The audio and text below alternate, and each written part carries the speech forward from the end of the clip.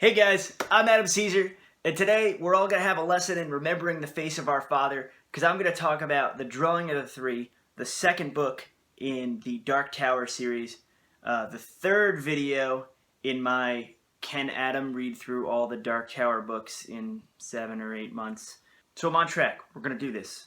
We're going to talk about the Drawing of the Three, and I'm going to tell you why I love it. It's great. Stay tuned. Alright, so in my last video I talked about the gunslinger, and I talked about how everyone who had told me that I should check out the Dark Tower kind of was an apologist for the gunslinger. And my final verdict was, hey, I like the gunslinger. I think it's kind of cool. I think it's got this really cool kind of surrealistic vibe. And the Drawing of the Three is supposedly when things really get cooking. And everyone was right. The Drawing of the Three is way better. It is what I feel is a way better representation of what the Dark Tower feels like it's going to be from here on out. Having read, I kind of cheated. I've read through a little bit of Book 3, almost all of Book 3 already, as I'm recording this. So I know that things kind of continue on with this trajectory. In The Gunslinger, we only have that kind of one quick scene where Jake dies and is sent to Roland's world. We only have that kind of one quick scene in modern times, in like the real world, right, in New York. And a good chunk of the Drawing of the Three takes place in our world instead of in Roland's world. And I think it makes it a stronger book. Roland goes through these three doors that he finds on the beach, and the entire book is basically just Roland and his new friends walking up a beach for 400, 500 pages. It's a pretty long book. That doesn't sound super exciting. It sounds kind of Lord of the Ringsy when you say, you know, it's just characters walking to a place. But we do have these long kind of side quests as Roland enters each one of these doors, comes to our world while looking through the eyes of one of these new characters.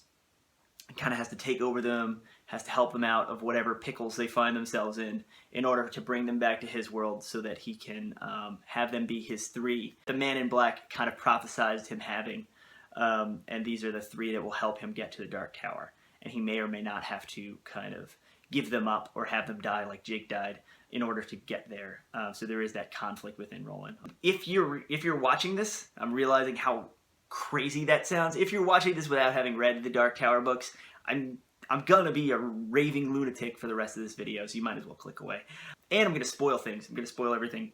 If you have read the Dark Tower books, this is just me going through them with you. If you've done your homework and you've read the second book and you're doing the read along with us. Yeah, I really like the Drawing of the Three. Some people tell me, some people who've already read them are kind of telling me this is one of the better ones.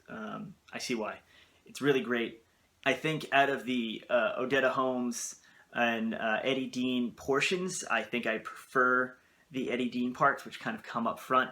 Eddie Dean is when we first meet him, is basically a drug mule. He's coming back and he has cocaine kind of strapped under his armpits. And when Roland finds him, the DEA is going to be searching him, so Roland has to kind of figure out a way to get Eddie not caught by the cops because he needs Eddie. Oh, I forgot to mention one thing. The first thing that happens in the book, Roland wakes up. We're 7 hours after the gunslinger ended. Roland wakes up and he gets his fingers lopped off, which when you're, you know, the last gunslinger in this world, that's not the best thing to happen. He gets his fingers cut off by these weird crab monster, lobster monsters, lobstrosities that are on the shoreline that they're walking up the entire book. They come out at night, they're poisonous. He almost dies. He gets really sick, and the thing that he has to get from Eddie Dean's world is antibiotics so he can not die. Spoiler alert, Roland, the main character of this 7-book series, doesn't die. The thing that I like best about the Eddie Dean portions, and this is where we get to that thing where I always have to recommend another piece of media when I do a video. The thing I like best about those Eddie Dean portions is they take place in 1980s. I think it's 85 or 86 in the book. I'm not sure. I know the book came out in 87. I clearly haven't done my research, and I clearly don't remember because I read it. I read it like a month and a half ago. But it's got that kind of great mid-80s New York feel. King, there's like a running joke. There was a joke in Billy on the Street. Where is this Stephen King novel set? And the joke was, the answer was always Maine.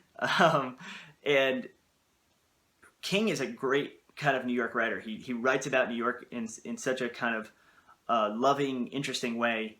I'm a huge fan of when New York shows up in movies.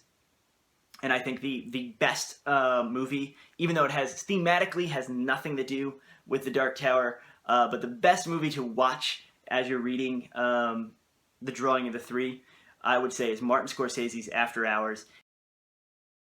His kind of serial comic farce about a guy roaming through the lower half of Manhattan. Really great, underrated movie, I think, and a really great New York movie, and kind of exactly the New York that Eddie Dean is in.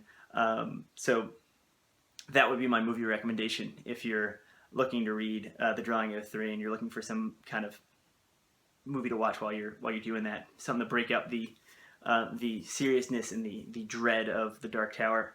Yeah, other than that, the Odetta / now Susanna parts of the book I find really interesting, but maybe the race stuff is a little bit indelicate. But you have to factor in that this was written at a certain time, and Detta is basically an imaginary version of what Odetta thinks Detta would be. It gets complicated, and again, if you're just watching this video and you haven't read the books, you're like, what is this dude talking about? Why do they let him have a phone to film himself with? But yeah, I really like this book. I really like the way it ends. I really like the way we resolve the third of the three that Roland has to draw. I like the kind of the way it ties everything together. Stephen King gets a bad rap for his endings, and I think in 11/22/63, which is definitely like a more recent book, but it was a book he started supposedly way back in the 70s. He does a great ending, and he's really good with like kind of time travel and reality hopping type stories. And I think none is better than The Drawing of the Three so far. Like, as I've said in other videos, I've read the vast majority of King's non-Dark Tower work, but this is the first time I'm going through the Dark Tower. Yeah, I have nothing, really nothing bad to say about this. In my review of The Wastelands, I'm probably going to talk a little bit about kind of fatigue with these characters and fatigue with lack of forward momentum. But that's not in evidence in The Drawing of the Three. And to keep in mind, I am reading these back to back to back to back. When most people read them originally, they were waiting years between each volume. So probably kind of doing it wrong. So I'm willing to meet the books halfway at that point.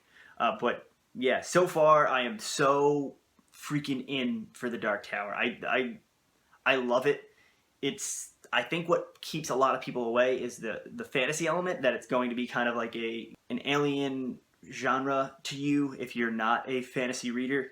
And at least in The Drawing of the Three, the fantasy elements are so kind of put to the back burner. I know they're going to come more to the forefront later. It's a very human story about really likable characters. Roland is a lot less of a cipher than he was in The Gunslinger. He's a lot more of like a funny kind of gruff dude in this one. Eddie and Susanna, like I said, they're incredibly likable characters in and of themselves. The way that he does these action set pieces that don't actually have a ton of action in them, but you don't realize them when they're happening because they're so well drawn and so well blocked.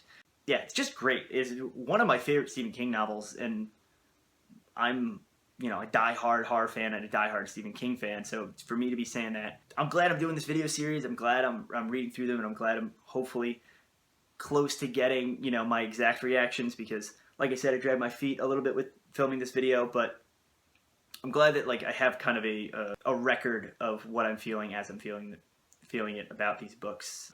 I'm bummed that it took me this long to get to them, but I'm glad I'm doing it. Join me next month when we'll talk about The Wastelands. It'll be sometime at the beginning of December. If you've read The Dark Tower and want to tell me your thoughts on book 2, now's the place to do that. Now's the time to do that. Go talk in the comments. Talk amongst yourselves. Talk with me. Take issue with me. Tell me what your favorite one is. If you like this video, please hit like. If you really like this video and you want to continue on this journey towards the Dark Tower with me, your last gunslinger, please hit subscribe. If you want to check out my other videos, I am a horror writer that does movie reviews and book recommendations and all that kind of good stuff. Check out the rest of my channel. I'm Adam Caesar. My website link is in the description. Check out my stuff. Buy stuff through the links. It helps me out. It helps you keep this channel going. Have a good day.